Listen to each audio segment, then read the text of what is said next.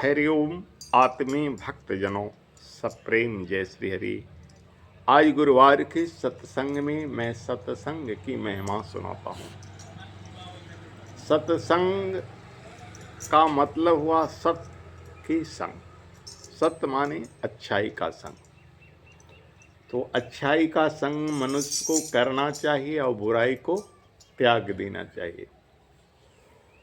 हमारे गुरुदेव ने कहा है, जीवन को उज्जवल पथ पर बनाने के लिए मनुष्य को कुछ बातें ध्यान में लानी चाहिए। पहली बात है साधना। हर मनुष्य को साधना करना चाहिए। दूसरी बात है उपासना। ये सब एक जुड़े कड़ी से जुड़ी हुई है। साधना कहते हैं जो साधा जा सके। उपासना कहते हैं पास बैठने को। किसके पास बैठें? देवता के पास।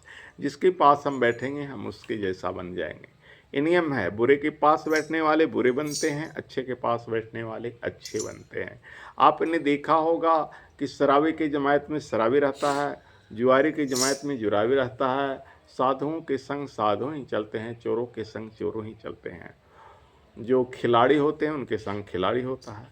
तो हम देवता के पास बैठे, तो देवता के पास बैठने से हमारे अंदर देवता की गुण आएगा। तो ये उपासना है। अब आराधना, अपने इष्ट देव को भली भांति हम कैसे प्रसन्न करें। तन से, मन से, ध्यान से, भजन से हम तल्लीन हो जाएं उसमें, ये हमारी आराधना है। ये सब भगवान को पाने का माध्यम है। भजन, भजन भज धातु से बना है। भजन कहते हैं जो जिसके भजता है वो व्यक्ति उसको ही भजता है। गीता में भगवान कृष्ण कहते हैं जो मुझे भजता है मैं उसको भजता हूँ। तो भगवान का भजन करना चाहिए। भगवान कहते हैं भजन एक ऐसा माध्यम है जहाँ मैं दौड़ कर चला आता हूँ। जप कहते हैं उसी के नाम को जपना, बार बार एक ही चीज को। कलिजुग केवल नाम धारा, सुमिरी सुमिरी नर उतरे ही पारा। तो इसलिए जिस व्यक्ति से स्नान ध्यान पूजा न होवे तो कम से कम राम नाम, सीताराम, राधे श्याम, किसी भगवान का एक नाम जप ले। अब आइए प्रार्थना। प्रार्थना भगवान को पाने का अनेक मार्ग है। प्रार्थना, प्रार्थना हम दीन होकर, दीन कहते हैं गरीब को, और दीन कहते हैं दुखिया को, और दीन कहते हैं जो रोज दिन होता है रविवार से लेकर शनिवार तक 7 दिन होता है ना, तो एक दिन होता है। तो हम दीन भाव से माने विनम्र भाव से भगवान से जो पुकार करेंगे वो पुकार भगवान हमारी पूरी करेंगे, वो प्रार्थना होता है। तो ये सब भगवान को पाने का विभिन्न आयाम है। उसी में से एक आयाम सत्संग है। सत्य का संग करें, हम ईश्वर का संग करें। सप्ताह में एक बार हम यहाँ गुरुवार को सत्संग करते हैं। तो उस सत्संग में मनुष्य को अपनी अनमोल समय निकाल कर आना चाहिए। अब क्यों आना चाहिए उसकी एक कथा मैं सुनाता हूँ आपको। पहले सत्संग कितना शक्तिशाली है ये सुनिए। गोस्वामी तुलसीदास जी के द्वारा रामचरितमानस में कहे हैं। पंचम सोपान में सुंदरकांड में लिखा हुआ है, तात स्वर्ग अपवर्ग सुखा, धरि तुला एक अंग, तुलनता ही सकल सुखा, जो सुख मिलई लव सत्संग। कहते हैं हे तात, स्वर्ग के सुख को, अपवर्ग के सुख को, यानी धरती पर के सारे सुख को तराजू में तौल लो तो सारे सुख उस सुखों से बढ़कर है एक क्षण, लब कहते हैं एक क्षण को, लब एक निमिष को, जो सत्संग में जो सुख मिलता है ना, वो न धरती पर मिलता है और न स्वर्ग में मिलता है। अब सत्संग में कैसे सुख मिलता है? सत्संग में जब भी आप आते हो तो आपका मन वहीं का हो जाता है, प्रभु के चरणों में निवेदित हो जाता है। जब करने बैठोगे तो मन दौड़ेगा, अन्य आयाम में मन इधर उधर भटकेगा। एक बात और छोड़ दिए, भगवान को पाने का जग भी एक माध्यम है, स्वाहा स्वाहा करना। लेकिन सब माध्यमों में बड़ा माध्यम सत्संग है। कैसे? सुनिए इस कथा से। उस जमाने में, प्राचीन युग में, सतयुग की कहानी है। 2 महान महारथी एक दिन आपस में भिड़ बैठे।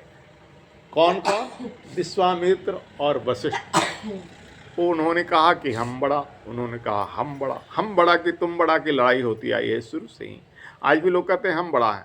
अरे बड़े बड़ाई न करे, बड़े न बोले बोल। रहमन कहता है हीरा कब कहे लाख टका मुँह मोल। बड़े लोग बड़ाई नहीं करते हैं, अब बड़े लोग बोलने होते हैं कभी हीरा अपना मोल बताता है, लेकिन वो दोनों महारथी भिड़ गए, क्योंकि दोनों महारथी अपने ज़माने में बहुत बड़े महान थे, या दोनों भगवान राम के गुरु थे, दोनों अपने को सबसे बड़ा महान मानते थे। तो एक दिन की बात है, विश्वामित्र क्षत्रिय थे, वशिष्ठ जी ब्राह्मण थे।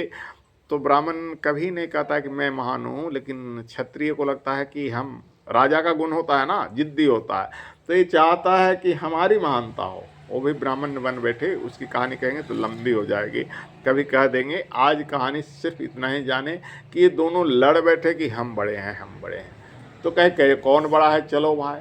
ब्रह्मा विष्णु महेश सबके पास गए, कोई इन दोनों का फैसला नहीं किया। एक जमाना था कि देवी देवता सब ऋषि से कांपते थे।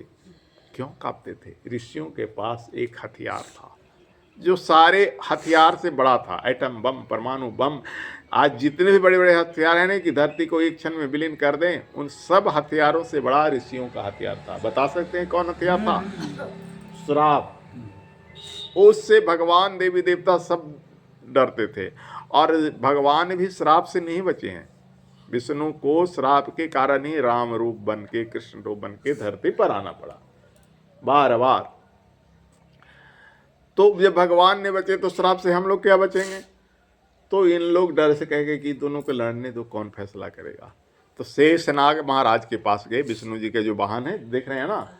शेषनाग बोले, हे ऋषि जी, हम तो फैसला कर सकते हैं, जब ब्रह्मा विष्णु ने किए तो हम कर देंगे, लेकिन एक शर्त है।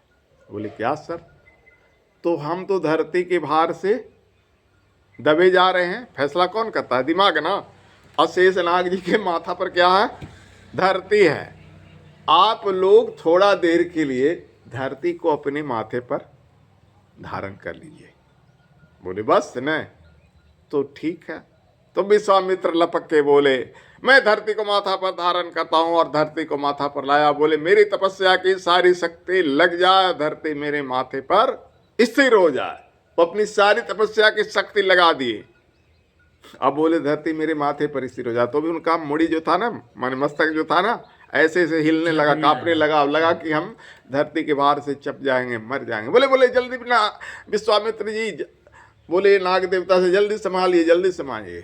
तब वशिष्ठ जी कहते हैं, हे प्रभु, हे धरती मैया, यदि मैंने सपनों में भी एक लब माने एक क्षण सत्संग किया हो, जो कि वशिष्ठ जी बहुत सत्संग करते थे जगते में, लेकिन उन्होंने उस समय कहा कि यदि मैंने सपनों में भी एक लब एक क्षण सत्संग किया हो, तो हे धरती मैया, आपसे प्रार्थना है कि आप मेरे मस्तक पर विराजिए, सुशोभित हो। ये धरती मैया चल गए, और वशिष्ठ जी बड़े मगन से बैठे हुए हैं, धरती मैया माथे पर विराज रही हैं।